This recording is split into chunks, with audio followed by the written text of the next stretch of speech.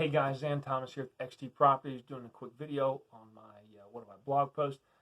This one talking about getting cash for your house. First thing I want to talk about is if you are looking for a cash offer, one of the hardest things to do, but also one of the most important things to do, is don't let the emotions get the best of you. As again, if you are looking for a cash offer on your home, there are typically some sort of constraint that you are working with, which is preventing you from listing it on the market. So if you're wanting cash, it does include that cash is faster, also means it's at a discount. So if that's what you need in that situation, it can be challenging, especially if it's the home you lived in or the home of your parents or another relative or loved one. But that's going to be one of the things. Take the emotions out of it, try to look at it objectively, and make the best decision for yourself. Another point you want to look at is, know the competition in your area. Know what other homes are selling for. If you have the time, if you're not under any type of pressure and the home's in great shape, and you have the time to list it on the market, then absolutely go that route. That's going to be your best option. But if you are in a hurry to sell, whether there's taxes or some other sort of financial situation, you're moving or whatever it is, if you're in a hurry to sell, then again, that's when the cash buyer becomes a good option. It's going to come at a discount because they do have to purchase the home so that they can make a profit off of it, whether it's renting it out or fixing it up. But again, do your research, know kind of what the homes are selling for, know what investment properties are being purchased for, know that in your area. The other thing is, too, you want to objectively assess your property. Is it competitive to what else is selling, right? If I've got these homes that are selling in my neighborhood, but they're all fixed up, they're all in great shape, the home I have needs some work, needs some things done, so, take that into consideration. So is it competitive to what to what else is selling? And if it does need repairs, can you afford to fix those repairs? Again, if that's something you can afford to do, great. You can get the repairs done, get it all fixed up. If you have the time, you can get it listed and get top dollar for the home. If not, again, that's where you want to look at the cash buyer, buy the property as is. Don't have to do any repairs, any showings, any type of fees, dealing with contractors. Don't do any of that kind of stuff. So it's always a trade. Speed and convenience versus, top dollar value.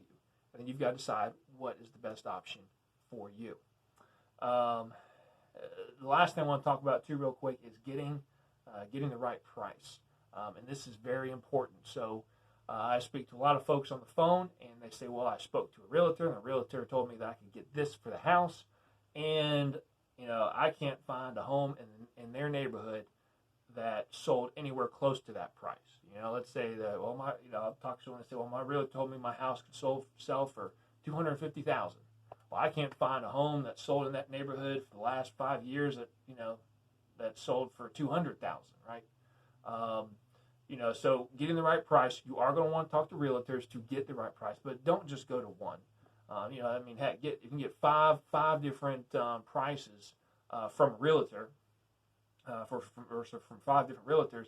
That'd be helpful. Take the average of that price. Or if you know some realtors that are good realtors and do a good job, then yeah, you might want to get only 2 or 3 of them. But one thing to be careful of when you talk to realtors and they're kind of saying, well, this is what your home is worth. Remember, they're trying to sell themselves to you, and they might make the numbers look better, try to get you to list the house with them, and so they can get a commission. So please, get multiple assessments from multiple realtors so you can kind of get a feel for what the value is going to be. And then if you are still looking at the cash buyer option, selling fast, selling quick, selling easy, all that kind of stuff, it's probably worth doing a little research on what investors are looking for. If you go online today, right now, you're going to want to do some more research in your area because the golden rules. I'd say the golden rules. The general rules I'm about to tell you can vary by state, can vary by county, can vary by city, can vary by neighborhood, can vary by the street. So you're going to want to do your research. But the general rule for investments, if someone's looking to flip the property, they're going to want to purchase the property. Like I said, golden rule. Different neighborhoods are different. But the general rule is 70% of the property value minus whatever repairs need to be made.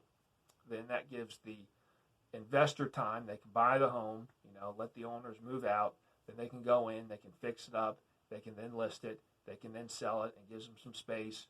It gives them a little bit of cushion if there's any extra expenses, plus they can make some profit on the end.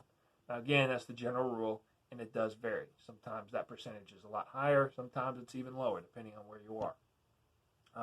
If they're thinking about renting the home out, then you're typically, the general rule is you want to be able to rent the home for 1% of what you purchased the home for minus repairs.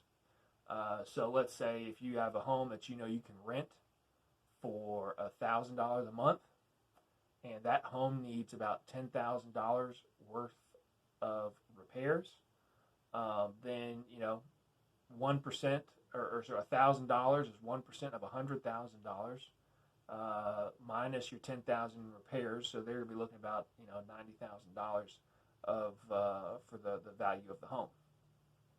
And again, these are very, very rough general rules. So you want to do your due diligence, do your research, but it can vary by area, vary by economy, by time.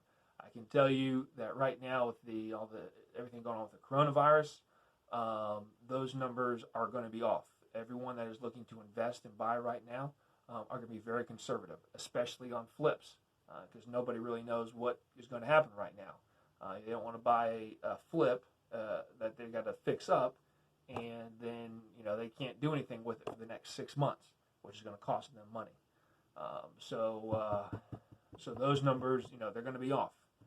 And when this stuff changes and the economy starts coming back and people start going back to work again, those numbers will change again. So just goes back to do your research, know the competition in your area, know the situation of your property, get the right price, do your research, and you'll be in great shape.